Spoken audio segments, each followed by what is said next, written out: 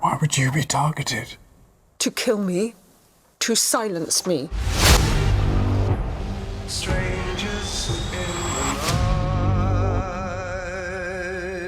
So I just came from watching The Woman in Cabin 10. This is going to be a non-spoiler review of this film. The movie stars Keira Knightley. Keira Knightley, who I'm a huge fan of because of the Pirates of the Caribbean films. This movie is apparently a psychological thriller. When I googled it up, I saw that it's a psychological thriller and it's based on a 2016 novel. Bro, what are you talking about, man?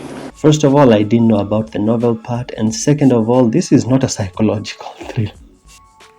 This is not a psychological thriller. If I was to categorize it myself, I would say it's more like a murder mystery suspense type film. And the premise is that Keira Knightley's character here is called Laura Blacklock. And she is invited onto this yacht where there are these billionaire dudes who are all like friends. And this billionaire dude, his wife is like dying of cancer and they're about to start this foundation. So Laura over here, she's this journalist. She's just being invited so that she can do exposure for the whole foundation. That's the core premise of the movie. So let's start off with the things that I liked. First of all, I love Keira Knightley. I actually really like her, man. But it's because of Pirates of the Caribbean. And I actually liked her character. The movie does a good job of setting up the mystery. So while on board, she ends up opening a door and she bumps into some lady in cabin 10. And then later, the lady in cabin 10 goes missing and they can't find this lady. So people are like, what do you mean that cabin has always been empty, right? But Keira Knightley's character is like, I know what I saw, so shut the fuck up. The movie does a good job of setting up the mystery until they reveal who the woman in cabin 10 is. And that reveal was just odd. Later on, the movie does the job of explaining everything, but the whole thing felt very odd to me. I don't know. I don't know if the execution in the book is the way it is done in the movie. I don't know.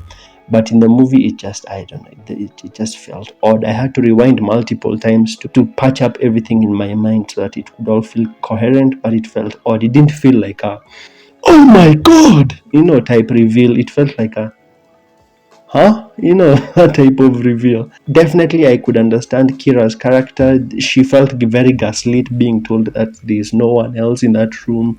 You don't know what you saw. You've had a post-traumatic episode. You're imagining the whole thing. I could understand the gaslighting felt so relatable. But the reveal of who the woman in cabin 10 is felt kind of odd and also a bit dumb. The film has some really beautiful shots. The color palette is a bit muted, is quite muted in many places. I'm guessing to give it that thriller-esque type vibe. But there were sometimes the movie would just like show you these sweeping shots of like the yacht and the landscapes. I thought they were nice. This story is definitely trying to be a bit Knives Out-ish. You've watched the film Knives Out. It's trying to be a bit Knives Out-ish, but the difference between Knives Out and this movie is that the background characters in Knives Out are far more interesting than the ones here. The background characters in this film are very bland and very boring and just generic-ish plot type characters, while the Knives Out, the background characters were actually quite interesting. So this movie falls flat in that the characters who are not Keira Knightley's character, the characters who are not Laura's character, they all kind of just meh. They're just mid.